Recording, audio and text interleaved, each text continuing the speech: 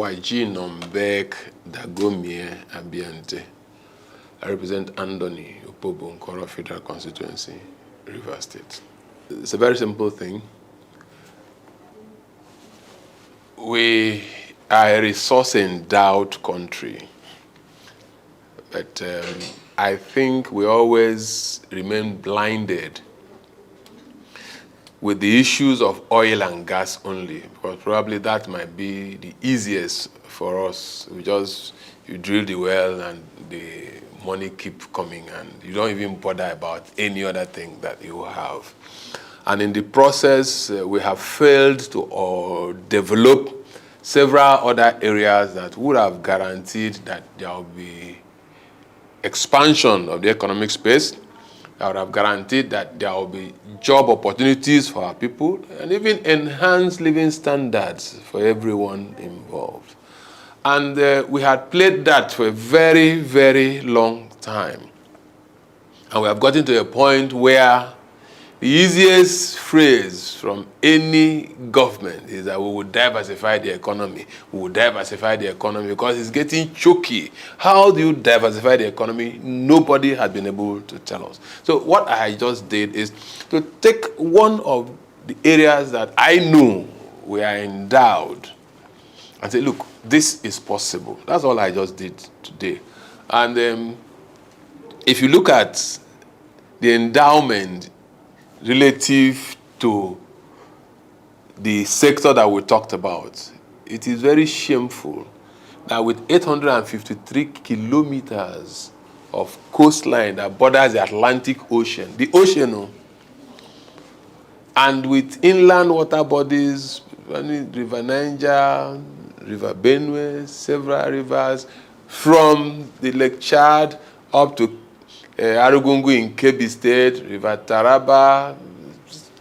We have close to 30 states that have these resources that can be developed to enable us be net exporters of fish and fisheries products. But we have remained net importers of fish and fisheries products, even with all that God has endowed us with. So I decided to say, look, in this present government that we are yet to form cabinet, there has been this issue of, there is no provision for ministers of state. Okay, if we have to do away with ministers of state, it simply means that even if you have to have 36 or 37 ministers, they must have portfolios. What are the areas that we can focus our attention? And one of the areas that is critical is the fisheries, aquaculture, and the marine resource subsector. What will it do? Our annual import is within the neighborhood of $2 billion. Annual fish import, $2 billion.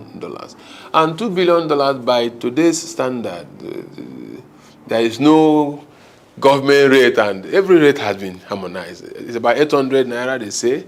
So $2 billion will be about 1.6 trillion naira. And I know that some budgets in the past had not had that value for capital project development. They've not had it. So why should we continue to waste this much when we can actually conserve same within our environment? It is not just conserving same in our environment. We will be providing job opportunities for several people. As I speak with you, there are some countries that had similar challenges in the past, very close to us here. The West African sub-region. Ghana was a net importer of fish, just like Nigeria is today. But as we speak, they have been able to get past that position to have that status of being a net exporter of fish and fisheries products. Gambia, Senegal, they have so much foreign earnings from the fisheries subsector, and they are not as endowed as Nigeria is endowed. So why can't we just look at this sector? And in looking at the sector, it has to do with policy formulation, strategies, implementation of those same policies. And this you cannot do in an omnibus environment where you lump everything together and you don't even pay attention to the fisheries subsector. The highest that subsector has gotten in terms of budgetary allocation is 9% of the entire budget of, I'm not talking about entire national budget of the ministry that superintends over that area. And they have over 1 million people, over 1 million fishermen directly in this country, over 1 million.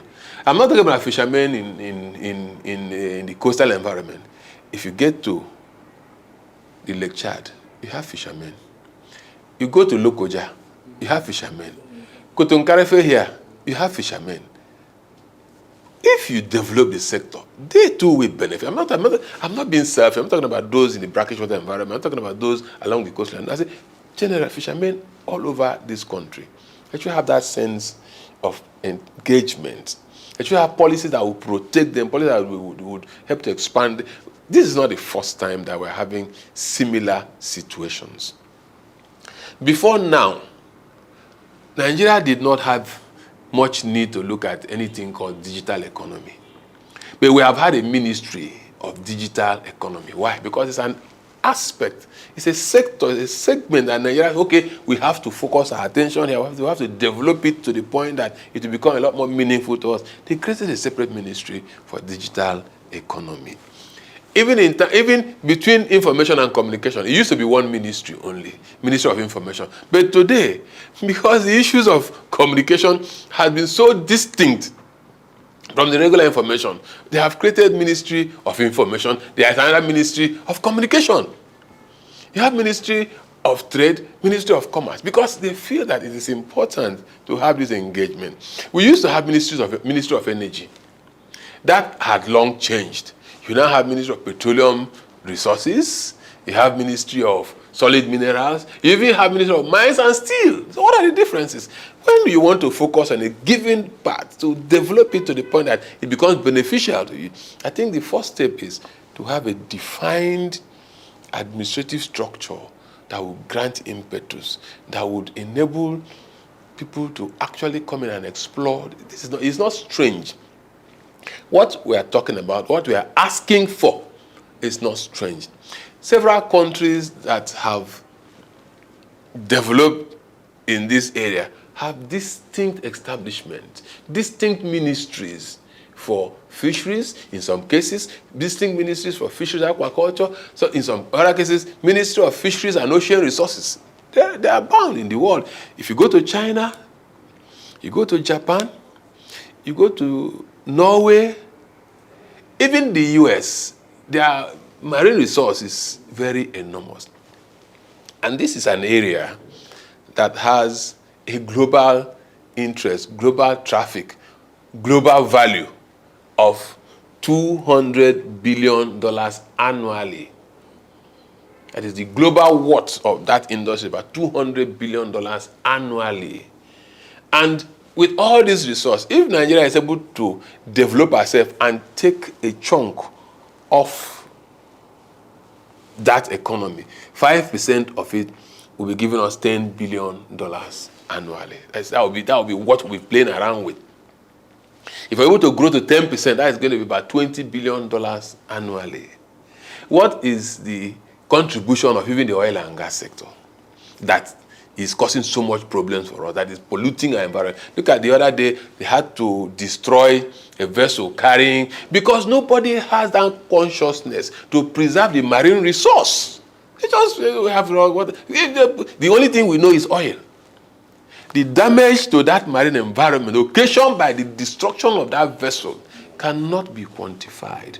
People's livelihood depends solely on that environment, and we keep destroying the values. You finish everything in the marine environment, you can't find anything. People who are in the Lake Chad can't have anything. It is also going to help to store this insecurity. Because when people find things to do, when we are growing up, when we are younger, if you go out fishing, you have something to come back home. But they have destroyed everything. So what do you expect the people to do? If you want to fight crime, that's why you have crime, I think so. In the northeast environment, in Lake Chad, there used to be huge fishermen around that environment. They can no longer fish, so what do? The whole of the Niger Delta environment, they are predominantly fishermen. When they can no longer fish, what do you expect them to do? So we're talking about concentrate Just little effort. Create a ministry. Let's see how it goes. The demand for fish is ever increasing. The per capita consumption of fish in this country is about 2.6 kilograms per person. And it's expected to double in the next 3-4 years. It's expected to double. And it's not just fish only that I think people extract what they call fish oil. And it's very, you go to some pharmaceutical establishment, people buy that fish oil in caps. And so there's so much to be gotten from there. We have lots of tuna. You have schools of tuna around the Bonga. At least I've been on board Bonga, and I know that this is where you have that tuna. People from outside this country are even eager to come and invest.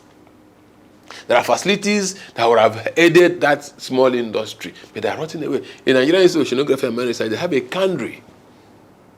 In course of our oversight function, they have a cannery meant for the canning of tuna fish. But it's lying idle, it's lying wet because nobody is interested in adding value or even getting benefit from the resource that God has given to us. So we just decided to come today and say, look, our president, this new government, this is also a possibility. You want to expand the economy, you want to create employment, you want to conserve foreign exchange, you want to earn more foreign exchange. This is also an opportunity. If it is well harnessed, it can be of help to us. And that's what we have come to do. Our responsibility is to see how we can help the government perform better. There have been so much noise everywhere. Blue economy, blue economy, blue economy, blue economy. What is blue economy? Where is it domiciled? If the marine environment, if the marine resource is not harnessed, what is blue economy? So we have to think through a whole lot of things. It's my humble contribution towards the issues that we have on hand, and I think I've done my bit. So, okay, what about creating this ministry? What about the funding? I think most times the government will tell you funding is the issue. What is the extra thing that you are going to get when you create that ministry? You already have it as a small department that is not well administered. You have personnel in the Department of Fisheries. So are you going to, from day one, say you're going to? You will not. Probably the section is just to direct proper administration. You have a Minister of State, most probably, Minister of State in the area of agriculture. You know, you don't call him Minister of State. You call him full-fledged minister, but you're in charge of fisheries, aquaculture, and marine resource. You will give him official vehicle. It's an official vehicle. You're not going to add another vehicle to him because his ministry is for fisheries and aquaculture or whatever. You're not. But the benefits far outweighs whatever initial pains that you have. The challenge is some people are enjoying the status quo as it is. There have been international fundings for issues like this. You have the IFAD at some point. They used to finance, but when they don't see results, they can't be throwing their money away. So creating the new ministry is not going to add to your overhead. You work with the staff. By the time you begin to see the results, by the time you begin to earn more foreign exchange, by the time you begin to nobody will tell you to expand. You will expand it yourself as we speak. Because there has not been attention in this direction, what we have found out is even the laws that are supposed to protect the ordinary fishermen, who enforces the laws? The gap is there. We have been here. We have spoken to the issues of just amend the laws and let the laws be deterrent to some of these illegal activities going on. Nobody talks to you because the man in the Ministry of Agriculture does not seem to understand what you and I are talking about. You have fines as little as 50,000 naira for infractions, and a foreigner will just come with his trolling vessel and trot maybe 2 kilometers off the shores of my village. He will catch everything that he wants to catch, both the little fingerlings that are not even so. He doesn't owe you anything. But if you are lucky to accost him, what your law says is 50,000 naira, which he will gladly pay you and walk away. So, but if you have an administrative structure that is designed to protect this, the person immediately from day one will know that, look, there is a need to strengthen these laws. Even in enforcement, who enforces it? It's not defined in the law. So if somebody from the Nigerian Navy gets offshore and he can close his eyes and they pass, because that's not defined for him. The fisheries officer can 50,000 naira fuel your patrol boat to go out and get these things done. So these are some of the challenges that we are talking about.